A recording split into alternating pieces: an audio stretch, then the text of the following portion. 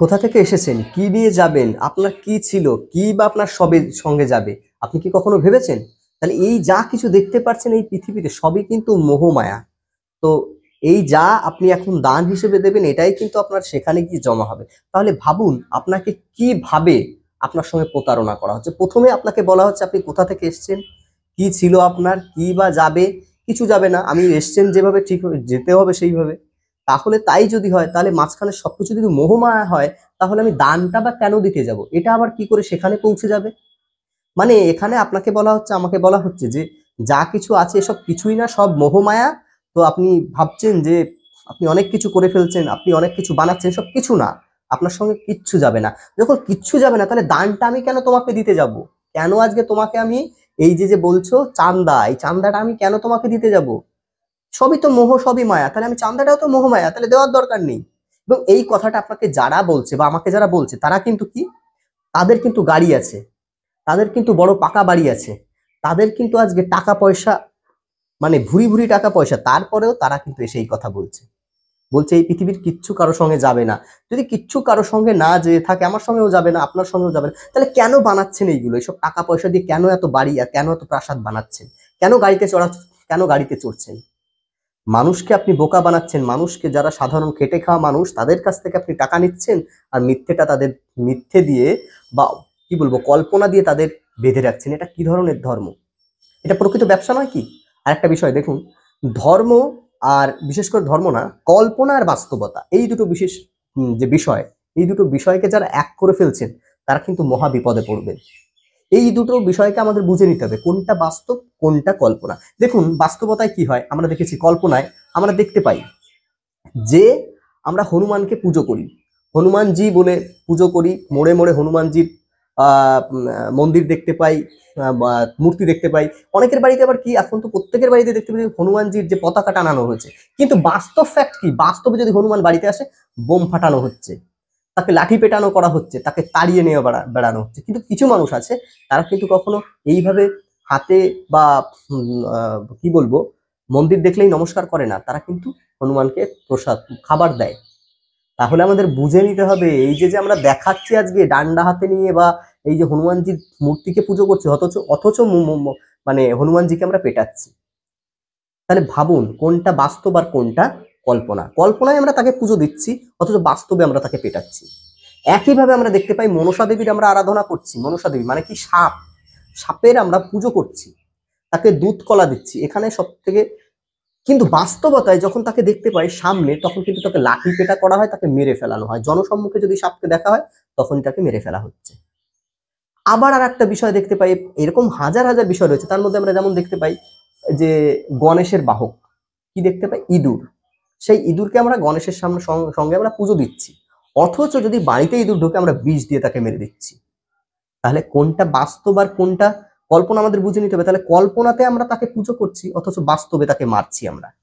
তো ঠিক তাই, গরিব মানুষের সঙ্গে বাস্তবতা দেখানো হয় না, তাদের কল্পনা, শুধু তাদের কল্পনা দেখানো হয় তাদের সামনে। কিন্তু তাদেরকে আমরা সত্যি ভালোবাসছি? ভাবুন তো, এই যে যারা ধর্ম ব্যবসা করে বেড়াচ্ছে, ধর্ম নিয়ে যারা খুব আলোচনা করে বেড়াচ্ছে, তারা কি সত্যি প্রকৃতভাবে গরিবদের পাশে দাঁড়িয়েছে? আজকে আমরা দেখতে পাই মোবাইলে, হোয়াটসঅ্যাপে, ফেসবুকে, ইউটিউবে, মানে হাজার হাজার ভিডিও, ভগবানের কি লীলা, সবকিছু কিন্তু বানানো হচ্ছে কিসের সাহায্যে? মোবাইলের সাহায্যে। সেগুলো এডিটিং করে দেখানো হচ্ছে ভগবান উড়ে চলে যাচ্ছে, এই শিবের সেই মহাতাণ্ডব, সব লন্ডভন্ড করে পৃথিবী ছিন্ন ভিন্ন করে ফেলছে। হ্যাঁ, তারপরে আরো কি করছে, মানে কি বলবো, এই পৃথিবী না ব্রহ্মাণ্ডকে ঘুরিয়ে ফেলছে এক হাতের উপরে, মানে কি নিয়ে সবকিছু শেষ করে দিচ্ছে কে? এই হনুমানজি পৃথিবীকে ছুঁড়ে ফেলে দিচ্ছে। এসব দেখতে পাই না? এগুলো কোথায় দেখতে পাই? মোবাইল এডিটিং এর মাধ্যমে। কিন্তু বাস্তবে কিন্তু সেটা সঠিক নয়। বাস্তবে কি তার একটা একটা বিষয় আমরা দেখতে পাই? তাহলে আমরা যেগুলো মোবাইলে আজকাল দেখতে পাচ্ছি, বিভিন্ন রকমের ভিডিও এডিটিং এর মাধ্যমে আমাদের সামনে আহ, উপস্থাপন করা হচ্ছে, আমরা সেগুলোকে অনেকে মনে করছি এইগুলোই সঠিক। বিশেষ করে যারা ধর্মের ব্যবসা করে, যারা, তারা এসব বানাচ্ছে। এবং তারা কি করছে, মানুষের মধ্যে কল্পনাটাকে বেশি ঢোকাচ্ছে, বাস্তবতা নয়। তার জন্য আজকে এরকম হচ্ছে, আমরা ভেবে নিচ্ছি এটা এটা বাস্তব। যখন ভিডিও যখন হচ্ছে এটা সঠিক ছিল, কিন্তু সেটা যে বাস্তব নয়, সেটা যে কল্পনা, সেটা যে একটা এডিটিং ভিডিও, সেটা আমরা বুঝতে পারছি না। তো আমাদের এই জন্য বাস্তবতা এবং মানে রিয়েল ফ্যাক্ট আর যেটা এই যে কল্পনা, এই দুটোকে আমাকে আলাদা করতে হবে প্রথম কথা।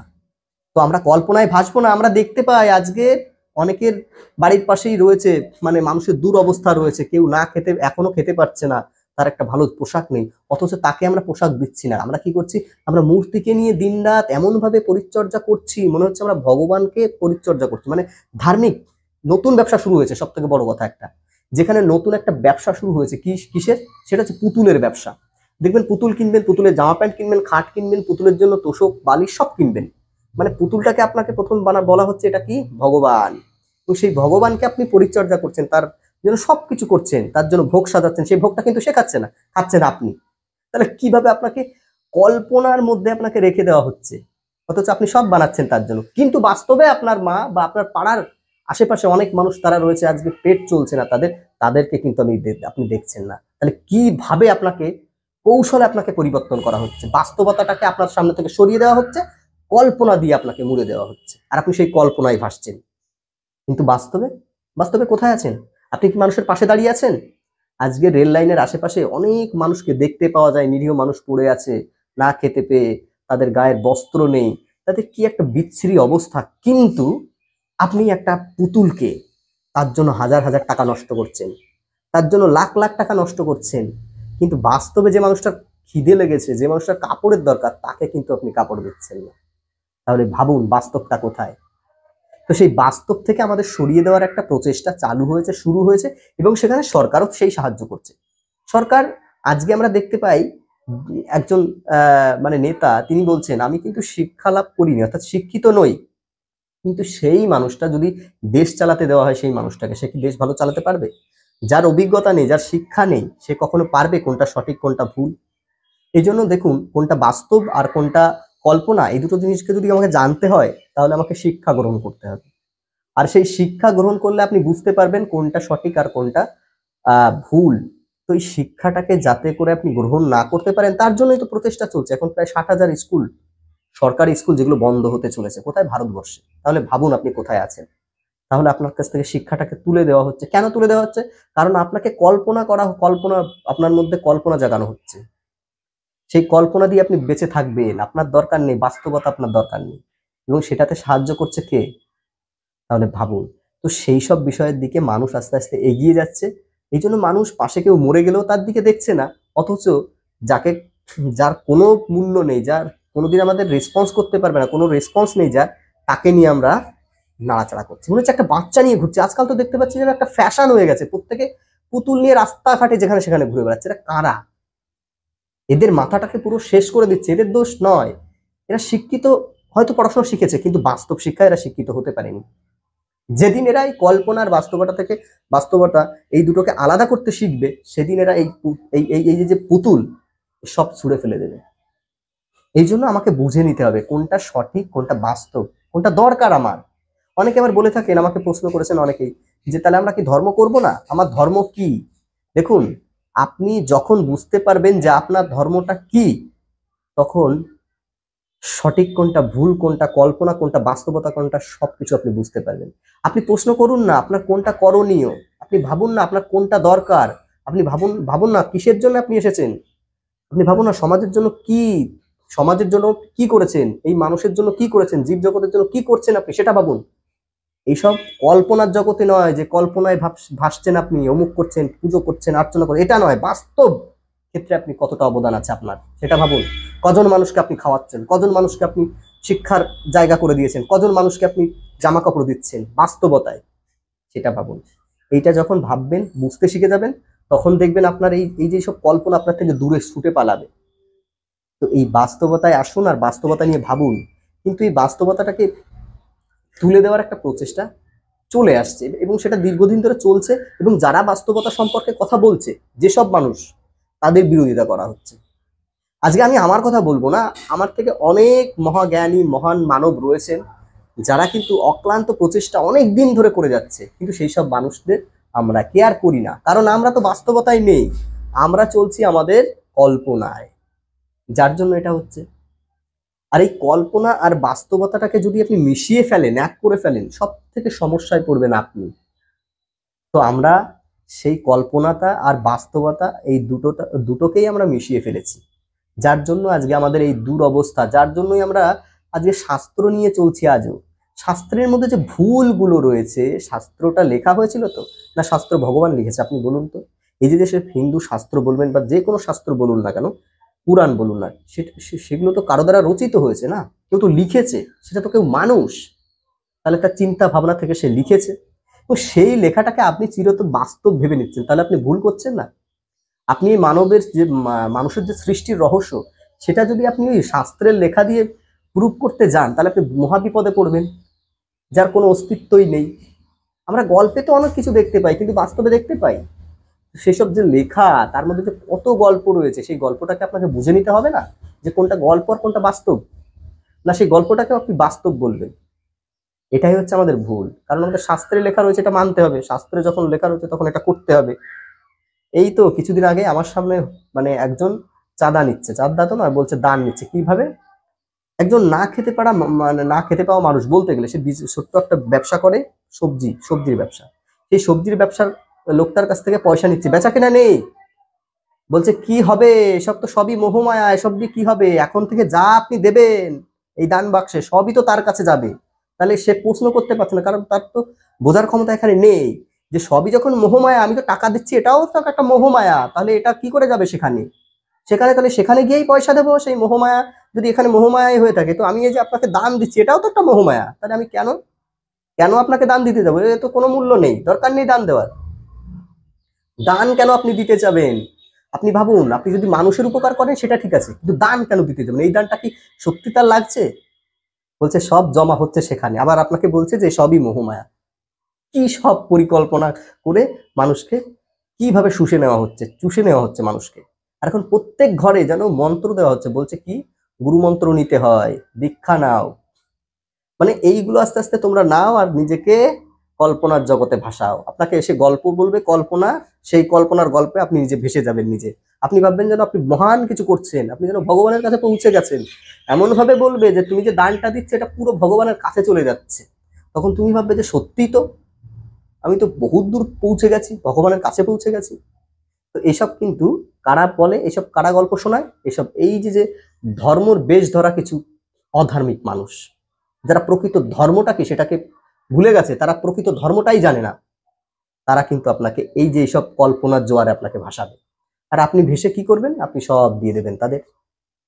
দেখবেন আপনার ঘরে নুন নেই, আপনার ঘরে তেল নেই, কিন্তু সেই যে দান নিতে এসছে, যে আপনাকে গল্প শোনাচ্ছে যে এই জগতে কিছুই আপনার নয়, অবশ্য এই যা দেখছেন সবই মোহমায়া, অথচ সে দেখবেন তার বাড়ি আছে, তার গাড়ি আছে, তার হাজার হাজার টাকা রয়েছে, লক্ষ লক্ষ টাকা রয়েছে।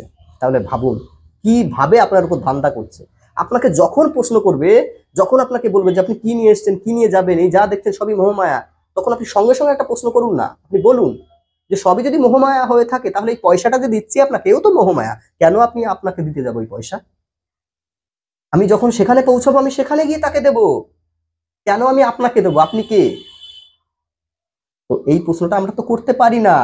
আপনি বলুন, বারবার বলুন যে হু আর ইউ, আপনি কে এটা বলার?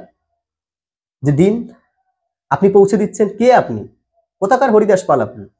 একটা জিনিসও তো আপনি করতে পারেন না, সমাজের জন্য তো কিচ্ছু করছেন না, শুধু মানুষের মধ্যে অন্ধবিশ্বাস কুসংস্কারটাকে ঢুকিয়ে দিচ্ছেন। আর এই সব কথা যখন আমরা বলি, আমরা নয়, অনেক মানুষ আজকে বলছে, আজকে সেই সব যেসব সঠিক বলা মানুষগুলো, যেসব বাস্তবতা তুলে ধরেছে যেসব মানুষগুলো, তাদের বিরোধিতা করা হচ্ছে। এটাই হচ্ছে আমাদের মানে সাধারণ মানুষের কাজ। কারণ এখানে তাদের ভুল নয়, কারণ তারা এখনো বুঝতেই শেখেনি কোনটা সঠিক কোনটা ভুল। তারা পড়া শেখেনি এখনো, শিক্ষিত হয়েছে এখনো পড়া শেখেনি।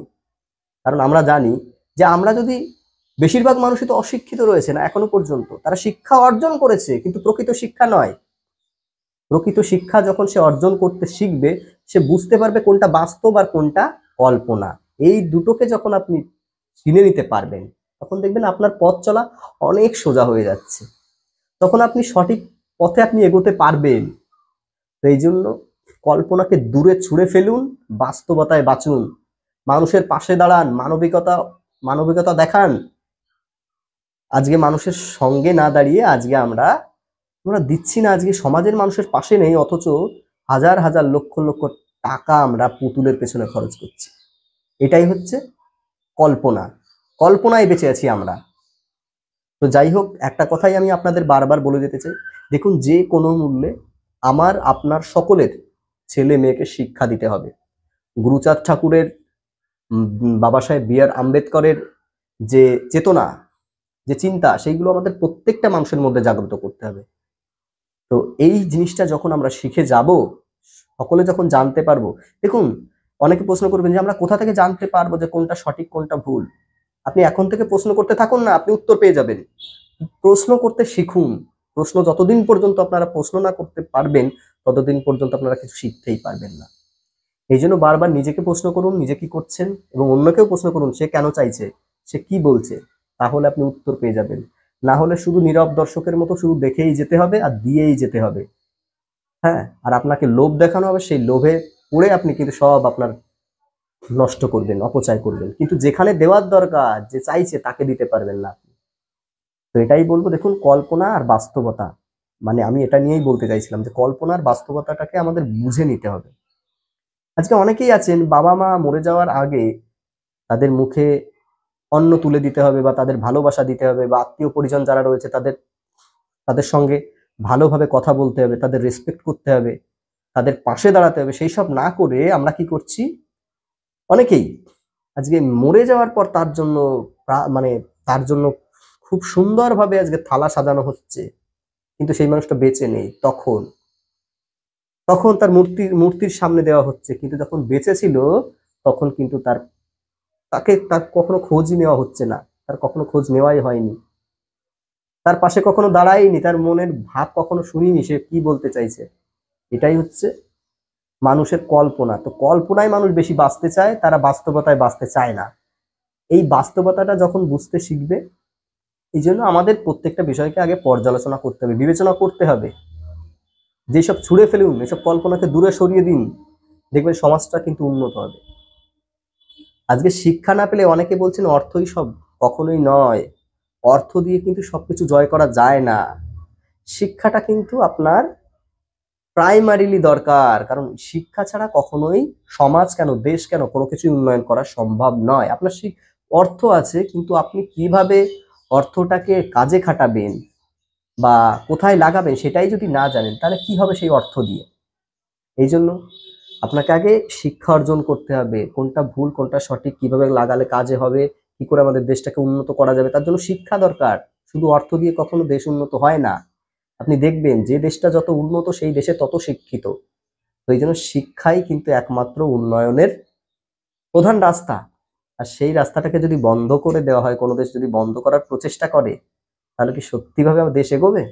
এবং কিছু মানুষ আছে তারা প্রচেষ্টা করছে নির্দিষ্ট কিছু বর্গের মানুষদের শিক্ষা দেওয়ার, এবং কিছু মানুষ যারা শিক্ষা কোন রকম কষ্ট মষ্ট করে আজকে শিক্ষা অর্জন করছিল তাদের শিক্ষাটাকে দূরে সরিয়ে দেওয়ার, তাদের থেকে শিক্ষাটাকে দূরে সরিয়ে দেওয়ার একটা বিশাল বড় ছক বা পরিকল্পনা করা হয়েছে। এবং তার জন্যই মানুষকে কিন্তু আজকে বাস্তব থেকে কল্পনার জগতে বেশি ঢুকিয়ে দেওয়া হচ্ছে। শিক্ষা দিয়ে কোনো লাভ হবে না। এখন থেকেই আরাধনা করুন, সেখানে গিয়ে কিভাবে থাকবেন সেইটা নিয়ে চিন্তা ভাবনা করুন। এখানে না খেতে পেয়ে মরে যাচ্ছেন সেটা বড় কথা নয়, সেখানে ভালো থাকবেন। এখানে না খেয়ে মরুন, এখানে কিছু দরকার নেই, সেখানে আপনি ভালো থাকবেন। এই যে সেখানকার যে গল্প শোনানো হয়, হ্যাঁ, এটা শুনে আপনিও মেজে মানে মেতে আছেন। আর একটা জিনিস এখন করা হচ্ছে, সেটা হলো কি, আমি দেখতে পাচ্ছি যারা একটু পপুলার, মানে আমাদের এই সোশ্যাল মিডিয়া বলুন, হ্যাঁ, ফেসবুক, ইউটিউব, টুইটার, এইসব মিডিয়াতে যারা আজকে পপুলার, তাদের কিন্তু কি করছে, ওইসব অধার্মিক লোক তাদের কিন্তু প্রলোভন দেখিয়ে তাদের প্রত্যেকটা আচার ব্যবহার তাদের মধ্যে ঢুকিয়ে দিচ্ছে ধর্মের, এবং তারা সেই সব শেয়ার করছে। আর আজকে যারা এই পপুলারদের আমরা যারা ফলো করছি, আমরা ভাবছি হ্যাঁ ইন্ডা করতে পারে এইসব কাজগুলো, তাহলে আমরা কেন করব না। কিন্তু তারা যে অ্যাডের জন্য তাদের ব্যবহার করছে সেটা কিন্তু তারা বুঝতে পারছে না। কারণ জানে যে যারা আজকে যাদের মানুষ ফলো করছে, তাদের যদি আমরা এইসব রাস্তায় ঢোকাতে পারি, তাহলে যারা ফলো করছে তারা তো ঢুকে যাবে, 100% তারা ঢুকে যাবে। তো এই জন্য আমাদের উচিত যাদের আমরা ফলো করছি তাদের যে প্রত্যেকটা বিষয় আমাকে ফলো করতে হবে সেটা নয়, তার মধ্যে অনেক ভালো আছে সেই দিকটা আপনি দেখুন না, সেই দিকটা ভাবুন, কিন্তু প্রত্যেকটা জিনিস নয়। অর্থ হয়তো অনেকের কাছে আছে, আজকে পৌঁছে গেছে, কিন্তু কোনটা সঠিক কোনটা তার মধ্যে বিদ্যা, সেগুলো কিন্তু ঢোকেনি। আমরা দেখতে পাই, এখনো পর্যন্ত দেখতে পাচ্ছি বিদ্যার থেকে মানুষ মুখ ফিরিয়ে নিতে চাইছে। কারণ কি? কারণ বিদ্যা অর্জন করার পর মানুষ চায় কর্মসংস্থান। সেই কর্মসংস্থান যদি আজকে না দিতে পারে, তাহলে মানুষ ভাবছে যে শিক্ষা অর্জন করে কি লাভ, ছোটবেলা থেকেই তাহলে ব্যবসায় শুরু করে দিই। যার জন্য মানুষের মধ্যে কিভাবে ঢোকানো হচ্ছে যে আপনি এখন থেকেই ব্যবসা শুরু করে দিন, ওসব বিদ্যা দিয়ে কোনো লাভ হবে না। কিন্তু আমরা এটা ভুলে যাচ্ছি যে বিদ্যা ছাড়া কখনোই দেশ সমাজ কোনো কিছু উন্নয়ন করা সম্ভব না। তো এই জন্য আমার মানে বারবার এই কথাটাই বলতে চাই, বাবা গুরুচাঁদ ঠাকুর, হরিচাঁদ ঠাকুর, বি.আর. আম্বেদকর, হ্যাঁ, তো এইসব মহামানবদের যদি স্বপ্নকে আমাদের পূরণ করতে হয়, আমাদের প্রথম কাজই হচ্ছে শিক্ষা অর্জন করা। তাহলে কিন্তু আমরা সেই জায়গায় পৌঁছাতে পারবো, আমাদের সমাজটাকে সুসংগঠিত করতে পারবো। এর জন্য আমাদের শিক্ষা অর্জন করতে হবে। তো আপনাদের সকলকে বলবো, সকলে খুব ভালো থাকুন, সুস্থ থাকুন, আর বাস্তবতা নিয়ে চলুন। শ্রদ্ধা ভালোবাসা জানিয়ে আমার ভিডিও শেষ করছি। নমস্কার।